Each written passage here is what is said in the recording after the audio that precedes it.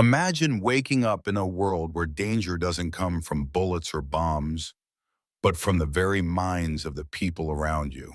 A world where logic is silenced, where truth is irrelevant, and where those who think they are free are actually under the deepest form of control.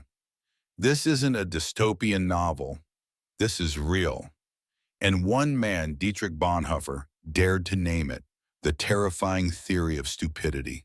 In the shadows of Nazi Germany, Bonhoeffer saw something far more dangerous than cruelty or hate. He saw how ordinary people, neighbors, shopkeepers, teachers, could be transformed into unthinking instruments of tyranny.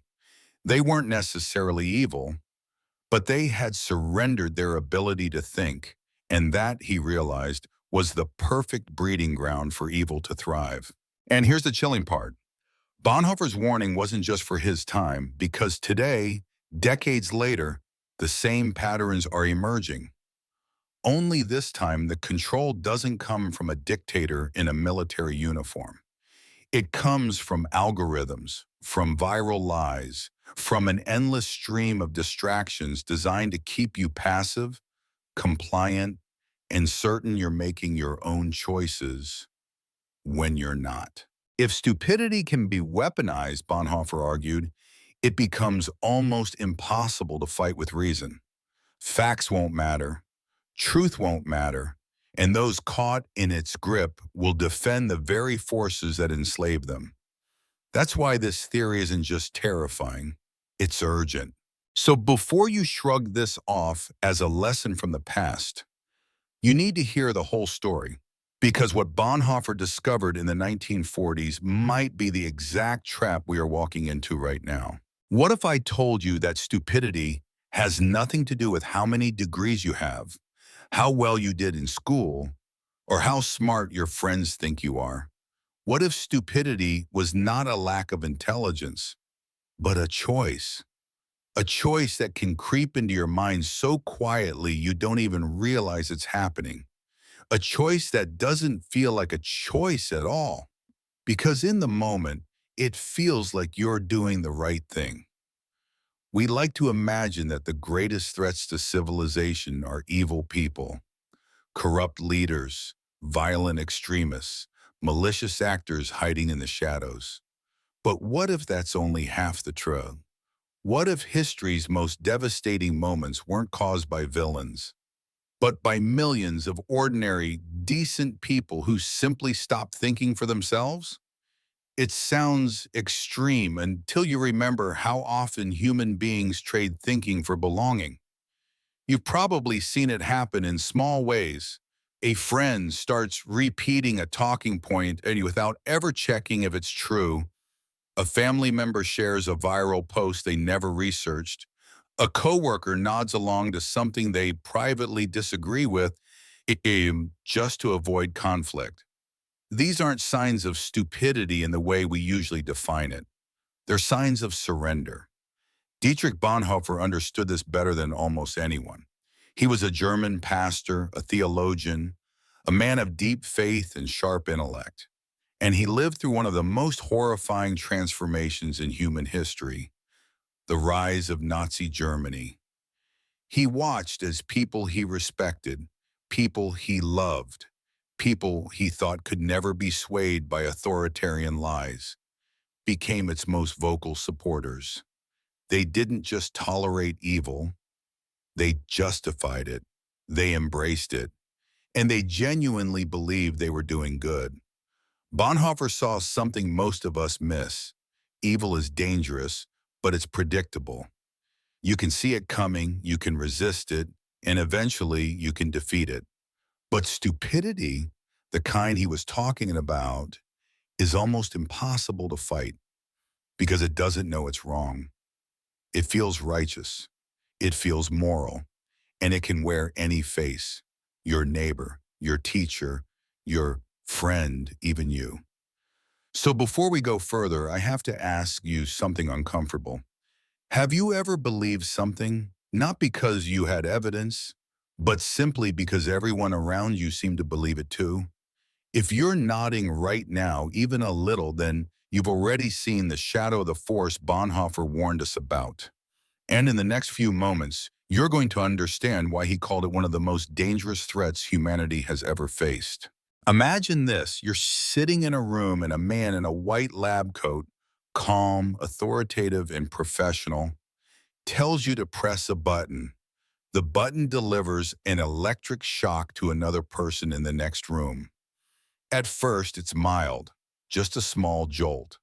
The man assures you it's necessary for an important experiment. But then he tells you to press it again and again. Each time the voltage increases. The person in the next room starts to cry out in pain. They beg you to stop. They scream. You hesitate, but the man in the lab coat tells you firmly that you must continue. This is for science, you're helping. You press the button again. In 1961, this was not a hypothetical. It was the infamous obedience experiment conducted by psychologist Stanley Milgram at Yale University. What he found shocked the world. 65% of participants, ordinary everyday people, continued to deliver what they believed were potentially lethal shocks, simply because an authority figure told them to. They weren't sadists. They weren't monsters. They weren't even people who particularly enjoyed causing harm. They were normal. And that's what makes the experiment so disturbing. This is the same psychological weakness Bonhoeffer had witnessed decades earlier. Under certain conditions, ordinary people will set aside their moral judgment, their independent thinking, and their own discomfort simply to obey. It's easy to look back at history and wonder, how could people go along with that? But Milgram's experiment gave us the answer, because the pressure to conform, to obey, to not rock the boat is stronger than most of us care to admit. And when that pressure is combined with the belief that you're serving a greater good, it's almost unstoppable. This is where the danger begins. Stupidity, in Bonhoeffer's sense, isn't about not knowing. It's about refusing to think. It's about outsourcing your moral compass to someone else, an authority, a group, a movement, and convincing yourself that as long as they approve, you must be on the right side. And when enough people do that, you don't just have individuals making bad decisions. You have an entire society drifting into catastrophe, with most of its members convinced they're doing the right thing. Dietrich Bonhoeffer wasn't born into ignorance. He came from a respected, intellectual German family. His father was a prominent psychiatrist and neurologist. His home was filled with books, ideas, and discussions about philosophy, science, and theology. If anyone had reason to believe that education and reason could protect society from tyranny, it was him. And for a while, he did believe it. In the early years of his career, Bonhoeffer was a pastor and academic, teaching and writing about faith, ethics, and the moral responsibilities of the church. He believed in dialogue. He believed in persuasion. He believed that when faced with the truth, reasonable people would eventually do the right thing. Then the 1930s happened. The Nazi Party began its rise to power, and Bonhoeffer watched the transformation unfold around him in real time. Germany wasn't a country of uneducated peasants. It was one of the most culturally and intellectually advanced nations in the world. It had world-class universities, groundbreaking scientific research, and a rich artistic tradition, and yet it fell.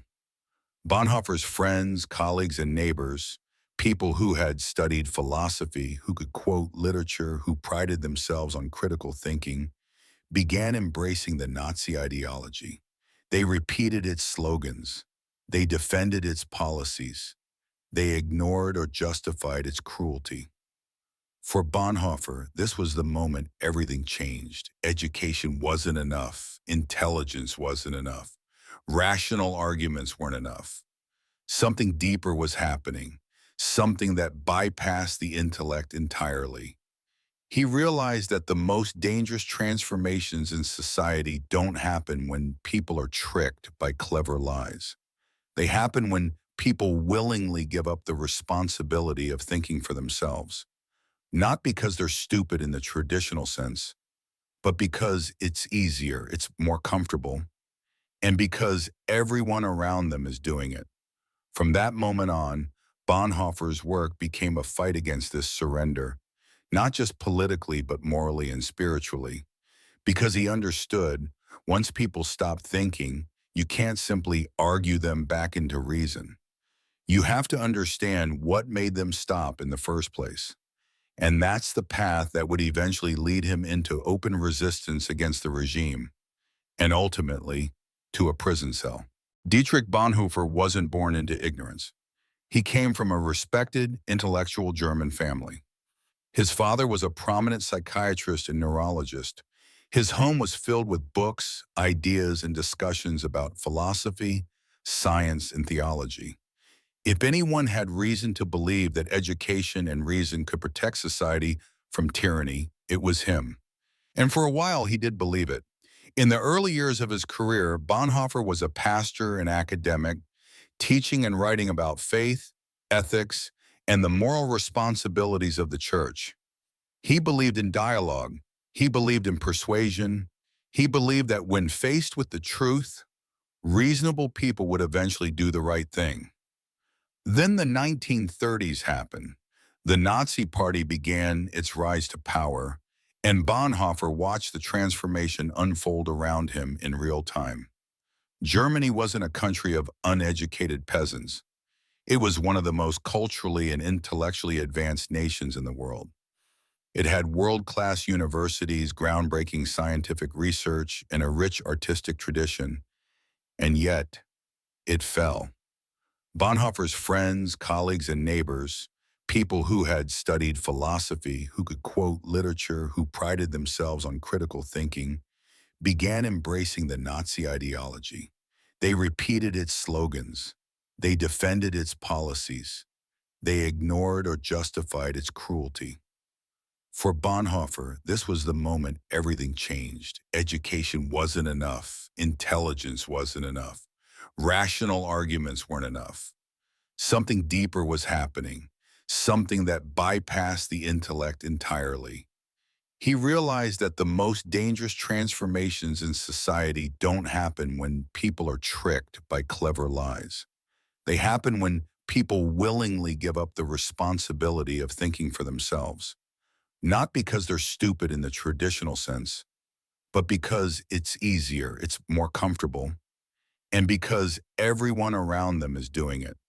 From that moment on, Bonhoeffer's work became a fight against this surrender, not just politically, but morally and spiritually, because he understood once people stop thinking, you can't simply argue them back into reason.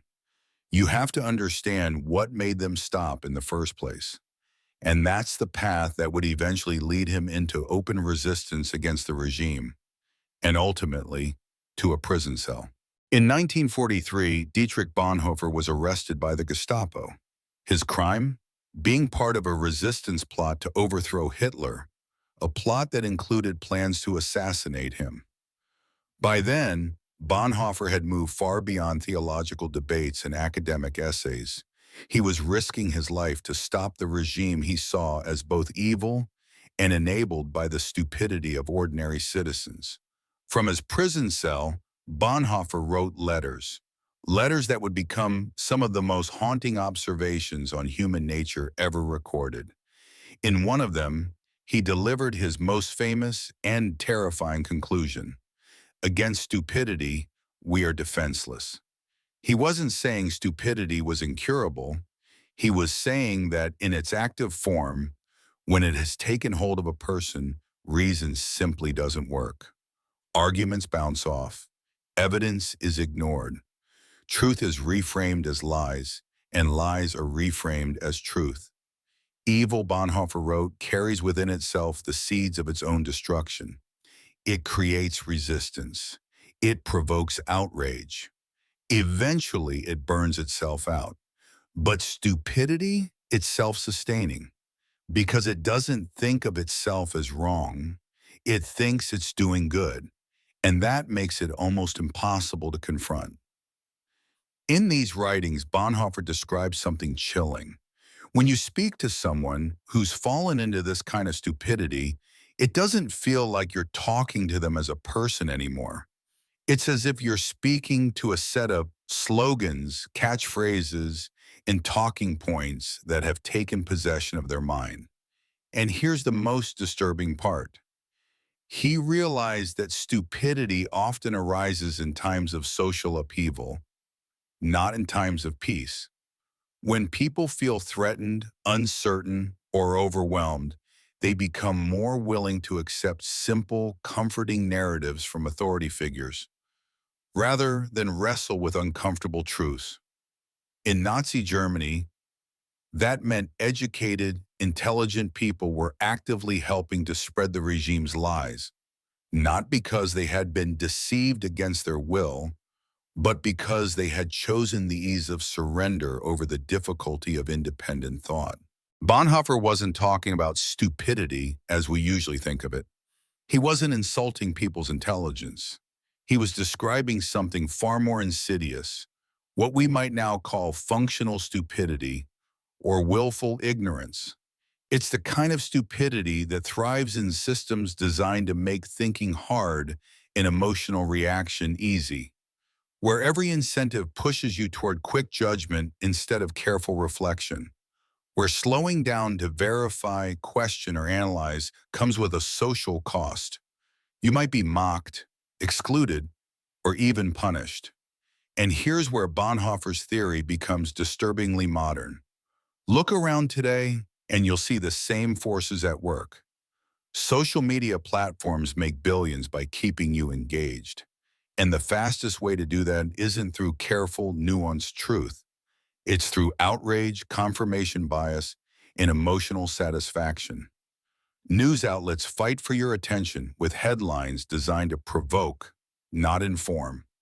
Politicians win votes with slogans, not complexity.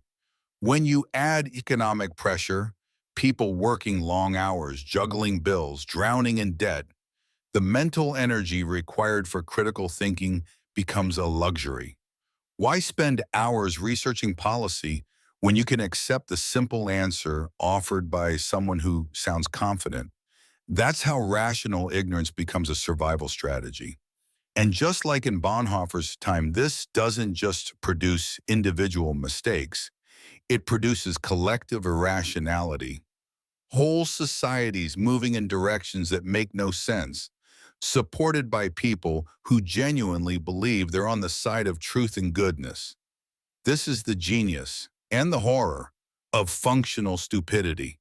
It doesn't have to convince you it's right. It just has to make thinking too difficult, too costly, or too uncomfortable to bother with. And once that happens, it doesn't matter how intelligent you are. If you stop thinking for yourself, you've already lost the battle. In the years before the Second World War, Germany was not some backward, impoverished land teetering on collapse. It was, in many ways, the crown jewel of European civilization, a place of towering cathedrals, bustling cities, groundbreaking science, and some of the greatest philosophers the world had ever known. If you had walked the streets of Berlin in the early 1930s, you wouldn't have seen a nation of brutes or fools. You would have seen scholars debating in cafes, students poring over books in sprawling libraries, and opera houses filled with an audience who could quote Goethe from memory. It was here, in this cultured world, that Dietrich Bonhoeffer was raised. Born in 1906 into an upper-class family, Dietrich was a prodigy. He could read Latin at a young age, mastered theology in his 20s, and seemed destined for a comfortable life in academia. But he wasn't just brilliant, he was perceptive. He paid attention to what most people ignored. In the aftermath of Germany's defeat in World War I, a shadow had been slowly spreading. The Treaty of Versailles had humiliated the nation. Inflation had gutted savings. Political extremists from the far left and far right fought in the streets. And amid this chaos, a promise began to take shape, the promise of restored greatness. Bonhoeffer watched as this promise morphed into something dangerous. Neighbors, teachers, even church leaders began to speak in slogans instead of ideas. Questions that once had nuanced answers were suddenly reduced to absolutes. You're with us or against us. It wasn't that these people had grown stupid overnight. It was that they had stopped thinking for themselves. And this was the seed of Bonhoeffer's most disturbing realization.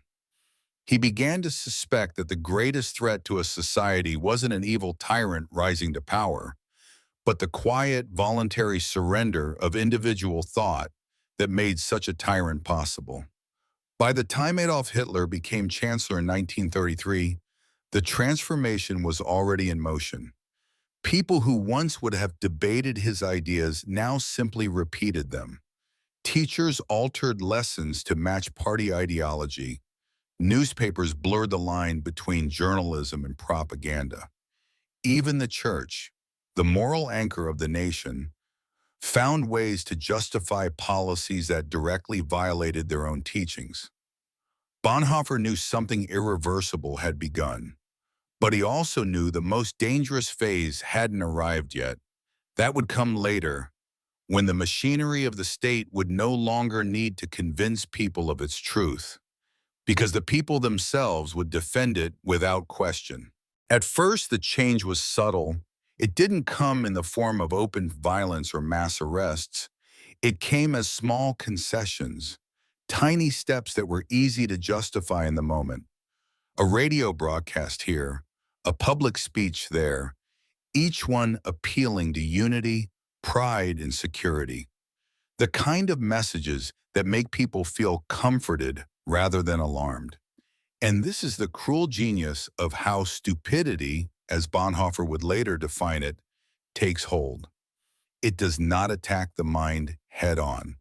It seduces it. It promises relief from the exhausting burden of thinking critically about a chaotic world. Why wrestle with complexity when you can have a simple answer, a clear enemy, a straightforward solution? Bonhoeffer watched this happen in real time. The new government encouraged citizens to attend rallies, to be part of something bigger than themselves. It felt patriotic. It felt noble. But slowly it became more than participation. It became conformity. You didn't just attend rallies, you were expected to. You didn't just cheer, you cheered the right way, at the right moments. Then came the changes in language. Certain words were repeated endlessly until they lost their meaning and became pure emotional triggers. Words like purity, unity, loyalty, and other words, dissent, individual, debate, began to carry a dangerous edge. One by one, Bonhoeffer's friends in academia adjusted to the new normal. Professors altered their lectures so as not to attract unwanted attention. Clergy replaced sermons about compassion with sermons about national duty. Newspapers erased inconvenient facts and replaced them with state-approved truths. The tragedy, Bonhoeffer realized, was not that these people had suddenly lost their intelligence. It was that they had willingly placed it on the shelf in exchange for the comfort of belonging. By the mid-1930s, this mental shift had become widespread. People no longer needed to be coerced into agreement. They would defend the regime's ideas in casual conversation, in private letters, even at family dinners. And if someone disagreed, they were met not with debate, but with dismissal. This was the transformation Bonhoeffer feared most, a society where the ability to reason independently was replaced by a reflex to protect the group's narrative, no matter how absurd it became. In his journals, he began to shape the insight that would haunt him. Against evil, you can protest. Against stupidity, you are defenseless. As the Nazi grip tightened, Bonhoeffer's resistance didn't take the form of loud protests or fiery speeches in the streets. He understood the risk of open defiance. Instead, he worked quietly. teaching, writing, and gathering small groups who still valued truth over propaganda. But even here, he began to notice the creeping infection of what he would later describe as functional stupidity. It wasn't that people didn't understand what was happening. They did. They saw neighbors vanish. They heard the whispers about camps. They knew certain topics were dangerous. But instead of acting, they rationalized. Surely it's not as bad as it sounds. Surely the government knows what it's doing. This was the second stage of stupidity, moral disengagement. People weren't simply avoiding facts. They were actively rearranging them to preserve their comfort.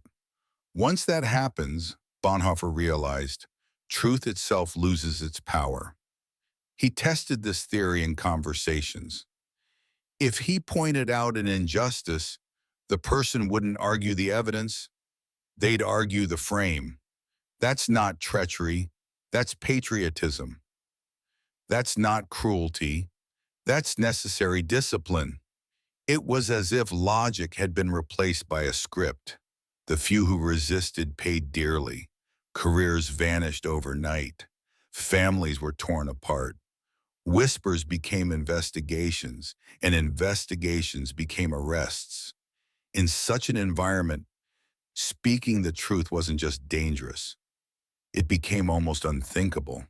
Bonhoeffer began writing letters and essays warning that the greatest threat to any society was not the rise of malicious leaders, but the voluntary surrender of the public's capacity to think. Once that capacity is gone, a society can be led to commit atrocities while believing they are acting with moral virtue. In one letter he wrote, "The stupid person is often stubborn, but it is not their fault. Their mind is closed, and when facts contradict their prejudice, they become irritated. They will simply reject the facts.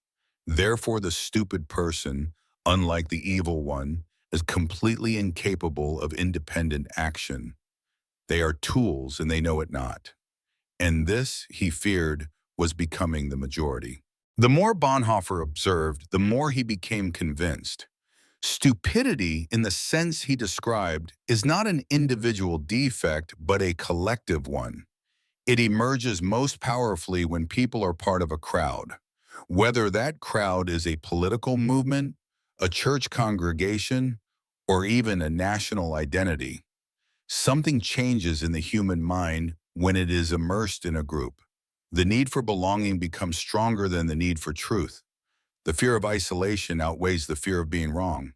And under a powerful regime, this group dynamic can be engineered.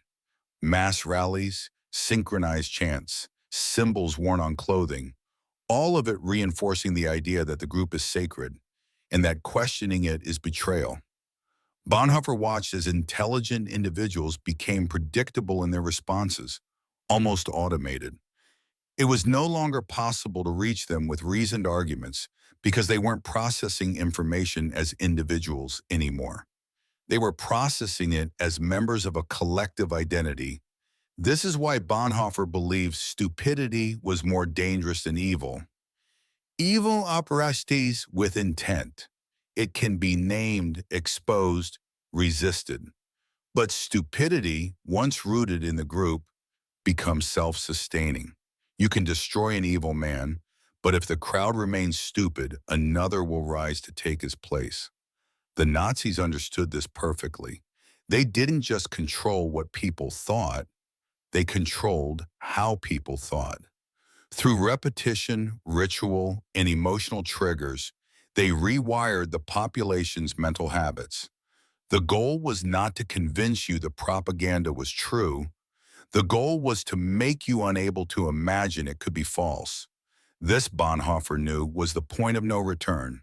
By the early 1940s, Bonhoeffer was no longer just a theologian or writer. He was part of the resistance, not the romantic kind seen in films, but the quiet, dangerous work of passing information, aiding the persecuted, and maintaining secret lines of communication. He had also fully formed his theory. Stupidity was not merely ignorance. It was a condition, a form of moral and intellectual paralysis brought on by surrendering one's autonomy to the group. And once a person reached this state, they could no longer be reached by evidence, by reason, or even by compassion. The only cure, he believed, was liberation, not from facts, but from the grip of the group itself. Until a person stepped outside the herd, they would continue to defend even the most horrific acts as though they were noble. But this cure was nearly impossible to administer, especially in a nation where every mechanism of daily life, work, school, church, media, reinforced the group's worldview. Bonhoeffer understood the risk he was taking. He knew he was being watched, but he also knew that silence would make him complicit in the very stupidity he was warning against. And so he acted. In 1943, he was arrested. The official charges were related to his resistance activities.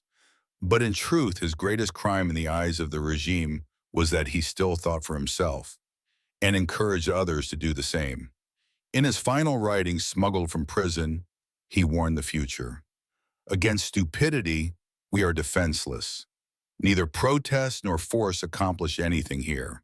Reasoning is of no use. Facts that contradict personal prejudices can simply be disbelieved.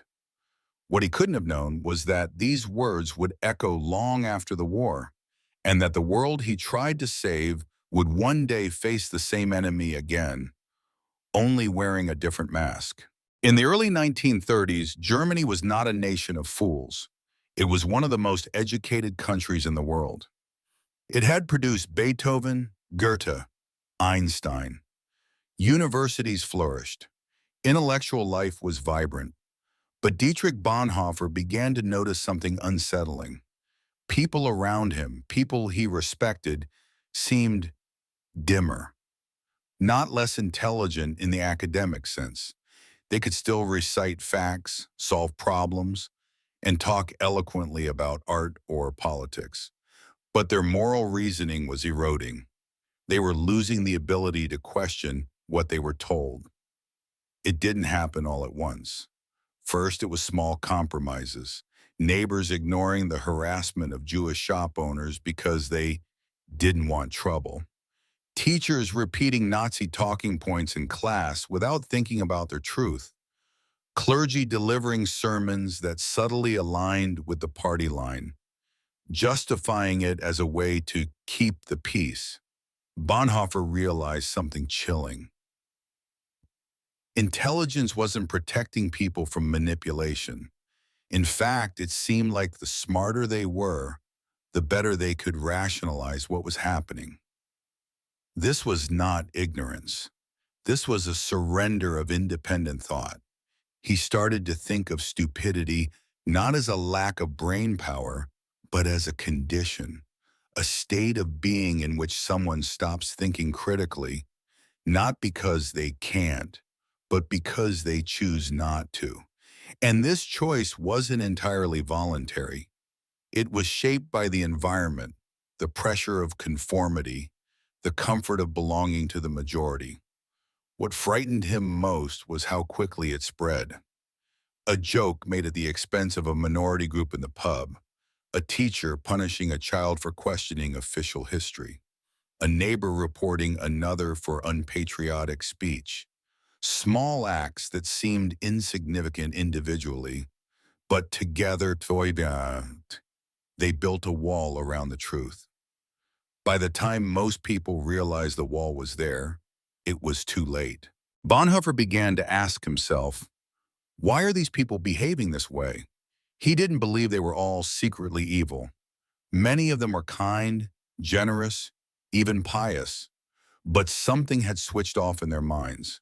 Something was keeping them from seeing reality. In his letters from prison, Bonhoeffer would later describe it this way: stupidity is a more dangerous enemy of the good than malice.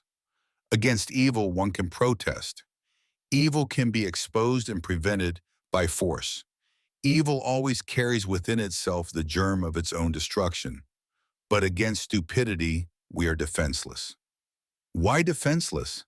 Because stupidity doesn't feel like stupidity to the person infected by it. To them, it feels like certainty. It feels like moral clarity. You can't reason someone out of a belief they didn't reason themselves into. When you try to argue, you're met not with counter-arguments, but with slogans, not with evidence, but with catchphrases, not with questions, but with a wall of unwavering conviction. And in the Third Reich, that conviction was engineered. It was cultivated through relentless propaganda, orchestrated mass events, and the steady rewriting of social norms. People weren't told, stop thinking. They were told, think like this. And once they accepted that shift, they didn't feel silenced. They felt liberated. Liberated from doubt, liberated from nuance, liberated from the discomfort of uncertainty. Bonhoeffer saw that stupidity was not simply a personal failing. It was a social phenomenon. And once it took hold, it could turn ordinary people into foot soldiers of tyranny, convinced they were defending what was right. The transformation from independent thinker to obedient follower was subtle, almost invisible. It often began with fear, fear of being on the wrong side, fear of losing your job, fear of being excluded. That fear made people more willing to adopt the safe opinion. And once they did, something remarkable happened. They convinced themselves they had always believed it. Psychologists today call this cognitive dissonance reduction. If your actions and beliefs don't match, you tend to adjust your beliefs to justify your actions. Back then, it meant that someone who once opposed Nazi policies might find themselves defending them after attending a rally, not because they had been persuaded, but because they had already complied once, and now needed to see themselves as consistent. This is how stupidity took root, not through a sudden brainwashing, but through a slow erosion of self-questioning. And the more people participated, the less they felt like individuals.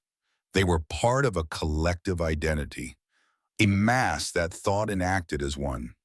Bonhoeffer understood that in such an environment, intelligence could even become a liability. The sharper the mind, the more skilled it was at justifying whatever position the group had taken. Logic and reasoning were not abandoned. They were repurposed to defend the indefensible. And once that shift happened, an ordinary person could believe, truly believe, that cruelty was kindness, that oppression was order, that obedience was virtue. This wasn't just a German problem. Bonhoeffer knew that this mechanism, this terrifying theory of stupidity, could appear anywhere. In fact, it didn't even require a dictator. All it required was a social climate that rewarded conformity and punished dissent. We see echoes of it today. Social media algorithms that reward outrage, political movements that demand loyalty above all else, the glorification of our side no matter what it does. The danger is that stupid ideas don't stay confined to stupid people. When an idea becomes socially reinforced, even intelligent people can adopt it uncritically. And once the group decides something is true, disagreeing becomes more dangerous than going along with a lie. In Nazi Germany, that meant people who saw wrong happening simply kept quiet. They told themselves they couldn't change it anyway. They told themselves their silence was neutrality, when in reality, it was complicity. Bonhoeffer saw this as the ultimate victory of stupidity when it convinces good people to do nothing. Bonhoeffer's resistance was not only against the Nazi regime, but against the mental surrender he saw all around him. He knew that by speaking out could mean losing everything, your position, your freedom, your life. But he also knew the cost of silence, a nation where truth no longer mattered, where lies became the air people breathed. In the end, he chose to think, to question, to resist, even when it was hopeless. He joined a conspiracy to overthrow Hitler. He was arrested, imprisoned, and eventually executed.